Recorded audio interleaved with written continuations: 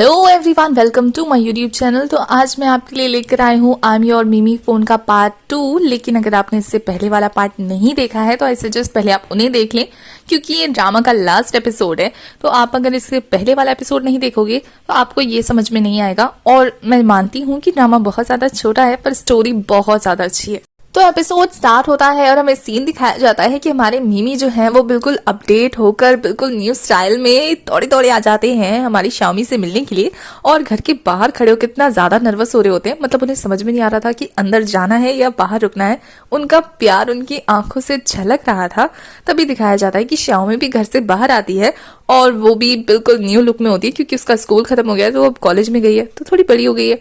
तो वो जब मिमी को देखते हैं ना तो बहुत ज्यादा खुश होकर उसके पास आते और शाओमी को देखकर हमारी मिमी की दिल की धड़कन बढ़ जाती है। वो पहले तो उसको देखकर स्माइल करते हैं, उनकी नर्वसनेस इतनी ज्यादा बढ़ गई होती है कि सारे एप्स उनके अंदर से बाहर निकलकर उड़ने लगे होते हैं। मतलब सेम जैसी आपकी हालत आपके क्रश के सामने होती है ना, वैसी ही हालत हमारी मिमी की हो गई थी शाओमी के सामने। बेचारे जैसे तैसे अपने एप्स को कंट्रोल करके नॉर्मल होते हैं और शाओमी उसकी इस हरकत पे स्माइल करके उसको गले से लगा लेती है। तो पहले तो बेचारे बहुत ज्यादा नर्वस हो जाते हैं, लेकिन उसके बाद उन्हें भी अच्छा लगता है, आखिर वो प्यार जो करते हैं तो स्माइल करने लगते हैं। उसके बाद सीन शिफ्ट होता है और हमें दिखाया जाता है कि शाओमी मिमी के साथ कॉलेज जा रही होती है और साथ ही डिस्कस कर रही होती है कि वो आज लंच ब्रेक में क्या खाएगी। तो मिमी उससे पूछता है कि वो अपनी लिस्ट बताए, उसके अकॉर्डिंग वो जगह लोकेट करके बता देगा। तो शाओमी अपनी एक लंबी सी लिस्ट बताती है, जिसे सुनकर मिमी को हंसी आ जाती है और फिर वो लोकेशन फाइंड करने लगता है, उसकी पसंद की चीजें कहाँ मिलेंगी। उतने में यहाँ न्यू कैरेक्टर की एंट्री होती है। वैसे इस सीरीज में इसका कोई नाम नहीं रखाया गया है तो हम इसे जियाओ बुलाएंगे, जिसको आधा देखकर हमारे मिमी का मुंह लटक जाता है और वो लोकेशन फाइंड करना बंद कर देता है। मतलब उसके किए कराए पे पानी फिर गया। और जियाओ आधे शाओमी से पूछता है कि उसने उसे मॉर्निंग में टेक्स्ट किया था तो उसने उसे रिप्लाई क्यों नहीं किया, जिस पे शाओमी कंफ्यूज होती है। और यहाँ मिमी जो है वो अपनी नजरें चुराने लगता है, मतलब ये हरकत उसकी है, उसने मैसेज डिलीट कर दिया, जिस बात का पता शाओमी को भी चल जाता है। पर वो जियाओ के सामने कुछ नहीं कहती और जियाओ के साथ आगे चलने लगती है। पर मिमी को इस बात से बहुत ज्यादा बुरा लगता है। तो शाओमी जियाओ से पूछती है ये क्या उस मैसेज में कुछ ऐसा था, जिस पे जियाओ बताता है कि उसमें स्कूल परफॉर्मेंस के बारे में था, जिस पे सिंगिंग के लिए मैंने तुम्हारा नाम सजेस्ट किया है, तो क्या तुम रेडी हो। तो शाओमी मान जाती है, क्योंकि उन्हें इन सब में इंटरेस्ट जो है। और उन दोनों को इतने प्यार से हंस हंस के बातें करते हुए देखकर यहाँ हमारे मिमी का खून जल रहा था, बेचारा जेलस फील कर रहा था। और जैसे वो दोनों क्लास में जाते हैं तो पीछे पीछे मिमी भी अपना क्यूट सा मुंह लटका के उनके साथ जाने लगता है, लेकिन वहाँ का स्टाफ अंदर जाने नहीं देता क्योंकि अंदर फोन अलाउड नहीं है, जिस बात से वो सैड होकर शाओमी को बाय बोलकर वहां से बाहर चला जाता है। और बाहर जाकर शाओमी के बारे में सोचने लगता है और आसपास के कपल को देखता है कि वो कैसे एक दूसरे के साथ प्यारी से क्वालिटी टाइम स्पेंड कर रहे हैं, एक दूसरे के प्यार में खो गए हैं और फोन को तो साइड में ही फेंक दिया है। फोन से कोई लेना देना नहीं एक दूसरे को, जिसे देखकर हमारे मिमी को बुरा लगता है, क्योंकि आखिर वो भी तो एक फोन ही है। और वो और सैड हो जाता है कि तभी उसके पास जियाओ आता है, जिसे देखकर मिमी का मूड तो और ज्यादा खराब हो जाता है। मिमी के पास आता है और उसको बताता है कि शाओमी जो है आज वो सिंगिंग के लिए प्रैक्टिस करेगी कॉलेज में, तो आज उसको आने में लेट हो जाएगा। और साथ ही वो मिमी से एक फेवर मांगता है, जिससे मिमी जो है वो कंफ्यूज होकर उससे पूछता है कि फेवर कैसा, जिस पे वो उसे बताने लगता है। और हमें कुछ देर बाद का सीन दिखाया जाता है जब मिमी घर पे होता है और फेवर के बारे में सोच रहा होता है, जिसमें जियाओ ने कहा था कि वो शाओमी को लाइक करता है और उसे प्रपोज करना चाहता है। तो जिस दिन सिंगिंग कंपटीशन है उस दिन उसका बर्थडे भी है, तो वो उसे एक प्रेजेंट देकर उसे प्रपोज करना चाहता है, जिसी के चक्कर में उसने मिमी से पूछा था। और मिमी ये बात सुनकर इतना ज्यादा खो चुका होता है कि रूम में जैसे ही शाओमी आती है ना, वो उससे एक चीज के बारे में पूछ रही होती है, पर वो कोई रिस्पॉन्स नहीं दे रहा था। बेचारी समझ जाती है कि वो कहीं खोया है और यहाँ वो बहुत ज्यादा अपसेट हो चुका था। उसने जियाओ को उस फेवर के बारे में हाँ बोला या ना बोला ये भी हमें नहीं पता लगा, ये भी हमें आगे पता लगेगा। उसके बाद हमें नेक्स्ट डे का सीन दिखाया जाता है, जहाँ सिंगिंग परफॉर्मेंस का दिन आ गया था। तो यहाँ हमारी शाओमी जो है वो कंफ्यूज होकर सोच रही होती है अपनी अलमारी के सारे कपड़े निकालकर कि उसके पास तो कपड़े ही नहीं है, तो वो इस कंपटीशन में क्या पहन के जाएगी। वैसे सारी लड़कियों का यही एक टॉपिक है जिसपे वो हमेशा कंफ्यूज होती है कि बाहर जाने से पहले क्या पहने। तो मिमी उसकी इस काम में हेल्प करते हुए एक सिंपल सा व्हाइट ड्रेस निकाल कर उसे देता है और कहता है कि वो इसमें बहुत ज्यादा क्यूट लगेगी और आज रात के लिए ये उस पर सूट करेगा। जिस पे शाओमी जो है कहती है कि ये बिल्कुल सिंपल है और इसके मैचिंग का तो उस पर शूज भी नहीं है, जिस पे मिमी जो है कहता है कि उसके पास एक सोल्यूशन है, उसने जो शूज पहना है ना वही पहन के जा सकती है। जिस पे मिमी कहती है ये तो कैजुअल है, आज का दिन मेरे लिए कितना खास है तुम्हें पता है ना, और आज मैं ऐसे कैजुअल पहन के जाऊंगी, कितना अजीब सा नहीं लगेगा, फीका फीका सा लगेगा। और उसकी ये इम्पोर्टेंट डे वाली बात सुनकर तो मिमी के दिल पे छुरी चल जाती है। वो कहता है हाँ हाँ समझ गया, आज तुम्हारे लिए इम्पोर्टेंट दिन है, आज का दिन तुम कैसे भूल सकती हो, आज तो स्पेशल करना ही होगा। क्योंकि उसे जियाओ की बात याद जो आ गई थी, जिसपे वो कहता है कि ठीक है यही पहन लो, तुम्हारे लिए कुछ मैं अच्छा सा ढूंढूंगा। उसके बाद फिर वो उसकी सिंगिंग कॉम्पिटिशन में गाने वाले नोट्स को चेक करने जाता है कि वो आज क्या गाने वाली है, पर जियाओ में उसे रोक देती है और थोड़े अजीब से तरीके से कहती है कि तुम इतनी क्यूरियस क्यों हो जानने के लिए कि मैं क्या गाने वाली हूँ। जिस बात को सुनकर मिमी को बुरा लगता है और उसे ऐसा लगता है कि शाओ में उससे डिस्टेंस बना रही है। तो मिमी कहता है ठीक है मैं क्यूरियस नहीं होऊंगा जानने के लिए कि तुम क्या गा रही हो। तो शाओमी को पता लग जाता है कि मिमी को उसकी बात बुरी लग गई है। तो वो कहती है ऐसा नहीं है, मैं ये नहीं कह रही कि तुम मत सुनो, मैं चाहती हूँ कि तुम सिंगिंग वाले दिन ही मेरे आवाज से वो गाना सुनो, मैं चाहती हूँ कि तुम मुझे गाते हुए सुनो, तभी तुम्हें पता लगे कि मैं कौन सा गाना गाने वाली हूँ। जिस बात से मिमी थोड़ा सा कन्विंस हो जाता है और मान जाता है। और फिर वो शाओमी को ये कहता है कि तुम आज यही वाला ड्रेस पहनना क्योंकि ये तुम पे बहुत ज्यादा अच्छा लगेगा। और ये बोल के वो सैड होके जाने लगता है। वैसे यहाँ शाओमी को भी थोड़ा थोड़ा फील हो गया था कि मिमी आज अपसेट है और किस बात से अपसेट है ये उसे नहीं पता था। तो उसे ऐसा लगता है जैसे वो उसकी बात से अपसेट हो गया, मतलब मिमी अपसेट है और शाओमी हैप्पी हो जाए, ऐसा हो सकता है। तो वो भी सैड हो जाती है।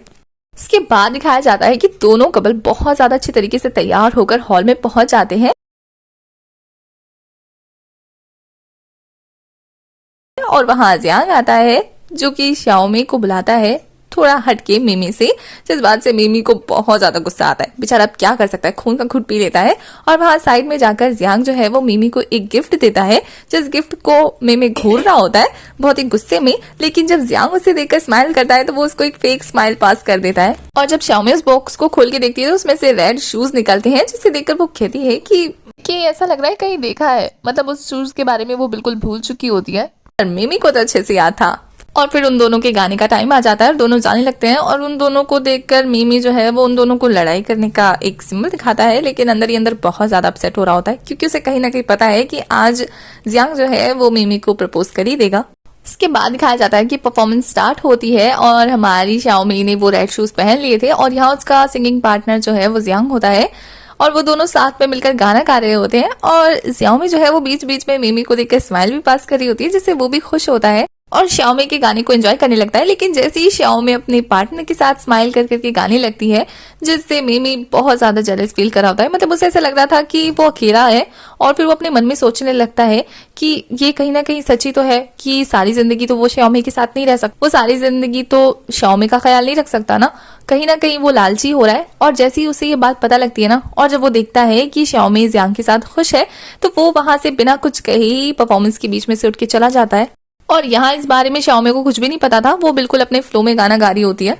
और यहाँ मिमी हॉल से निकलकर बाहर जाने लगता है और उसे बचपन वाली शाओमी की सारे क्यूट क्यूट मोमेंट्स याद आ रहे थे कि वो कैसे साथ में टाइम स्पेंड करते थे, कैसे मस्ती करते थे।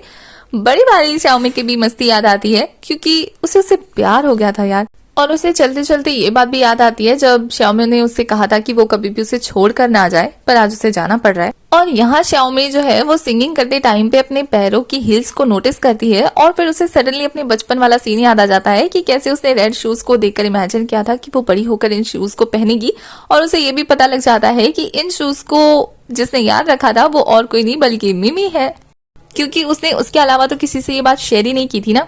और यहाँ मिमी उससे दूर जा रहा था और वहां वो मिमी के क्लोज जा रही थी अंदर ही अंदर, क्योंकि वो भी तो उसे प्यार करती है, उसे लाइक करती है ना। यहाँ मिमी कॉलेज से बाहर निकल जाता है शाओमी को छोड़कर। और यहाँ शाओमी की परफॉर्मेंस खत्म होते ही जैसे ही वो सबको थैंक यू बोलकर मिमी की सीट की तरफ देखते ना, तो उसे मिमी नजर नहीं आता और वो बहुत ज्यादा परेशान हो जाती है और उसको ढूंढने के लिए वो भी हॉल से बाहर आ जाती है। और जैसे वो मिमी को ढूंढने के लिए बाहर जाने लगती है ना, तो जियांग उसके पास आता है और वो शाओमी को रोककर उससे कुछ बात करने जाता है कि शाओमी उसे रोककर कहती है कि क्या आपने ये जो शूज मुझे गिफ्ट किए हैं इनके बारे में आपको मिमी ने बताया है। जिस पे जियांग कहता है कि हाँ मुझे मिमी ने बताया कि तुम्हें अपने 28th बर्थडे पे यही चाहिए था और ये शूज तुम्हारे फेवरेट है। जिस पे शाओमी जो है उससे अपनी बचपन की मेमोरी शेयर करती है और कहती है कि हाँ जब भी मैं स्कूल खत्म होने के बाद घर जाती थी ना, तब मैं मिमी के साथ इस शूज को देखकर कहती थी कि बड़े होने के बाद मैं यही पहनूंगी। और जियांग उससे इससे आगे कुछ कहता कि वो जियांग को रोककर कहती है पर मुझे अब इस वक्त इस शूज की कोई जरूरत नहीं है, अब मुझे जिस चीज की जरूरत है मुझे वो चीज देखने जाना होगा।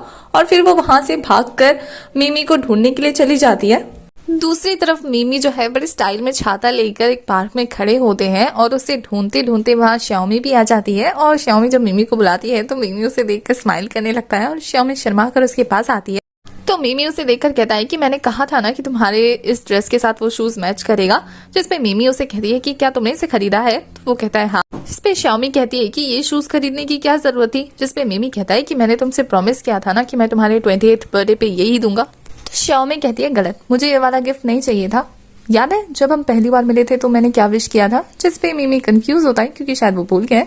तो शाओमी कहती है कि मैंने विश किया था कि मुझे एक ऐसा दोस्त मिले जो हमेशा हमेशा मेरे साथ रहे, और मुझे अपने हर बर्थडे प्रेजेंट के लिए तुम चाहिए थे। मतलब तुम हमेशा से मेरे बर्थडे प्रेजेंट हो जो मुझे चाहिए। जिस बात को सुनकर मिमी बहुत ज्यादा खुश होता है। वो कहता है कि वो आज से 1 साल बाद, 2 साल बाद, 3 साल बाद उसका बर्थडे प्रेजेंट बन के रहेगा। तो शाओमी कहती है और 4-5 साल बाद का क्या? जिसपे मिमी जो है वो हंस के कहता है कि हमेशा वो उसका बर्थडे प्रेजेंट बनेगा और हमेशा उसके साथ रहेगा। और इस बात पे दोनों मुस्कुराने लगते हैं। वैसे ये इनडायरेक्ट कन्फेशन था, जिसके बाद हमारा मिमी जो है वो अम्ब्रेला खोलता है और बहुत ही रोमांटिक अंदाज में शाओमी के पास जाता है।